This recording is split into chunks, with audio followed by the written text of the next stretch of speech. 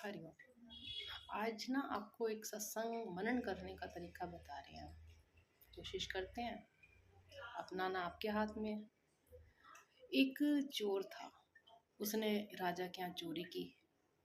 बहुत सारा सामान उसने, ज्वेलरी वगैरह, हीरे जवाहरात उठा लिए।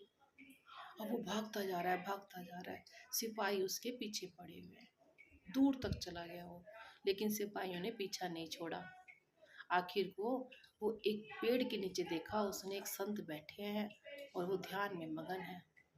उसने आव देखा नहीं, ताव देखा नहीं, और वो जो पोटली थी ना अपनी सारी ज्वेलरी की, संत के पास पेड़ के नीचे खोखल था, उसमें दबा दी। पेड़ में खोखल होता है ना, खोखल गड्ढा सा होते हैं पेड़ के अंदर, उसमें दबा दी पोटली। जैसे ही पोटली दबाई और वहां से भाग गया। और आगे जाकर उसने सोचा कि जो साधु बैठा है ये बड़े शांत भाव से बैठा था, क्यों ना मैं ऐसे ही नाटक कर लूं। तो उसने क्या करा, आगे जाकर अपने सारे कपड़े उतार कर भस्म लगा ली, मिट्टी लगा ली, और बड़े बड़े आराम से ध्यान करने में बैठ गया, मगन होकर ऐसे, बिल्कुल शांत होकर, बिल्कुल शांत होकर। अब राजा के सिपाही आए, उसके चारों तरफ घूम रहे हैं, देख रहे हैं, अरे वो तो दिखाई नहीं दिया चोर। अब उस चोर से ही पूछा कि क्या तुमने यहाँ से किसी को भागते हुए देखा। चोर ने कहा नहीं, मैं तो किसी को नहीं देखा यहाँ पर, मैं तो बहुत देर से यहाँ बैठा हूँ, मैं तो किसी को नहीं देखा।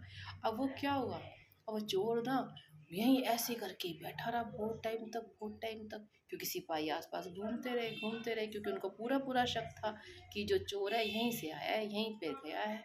आखिर को बहुत टाइम बीत गया, एक दिन बीता, 2 दिन बीता। अब चोर को भूख भी लग रही थी। अब कुछ लोग जो ना गांव के लोग आए और उस तरफ उनको देखा साधु को। साधु के आगे उन्होंने क्या करा, हाथ जोड़े, पैर छुए, खाना रख दिया।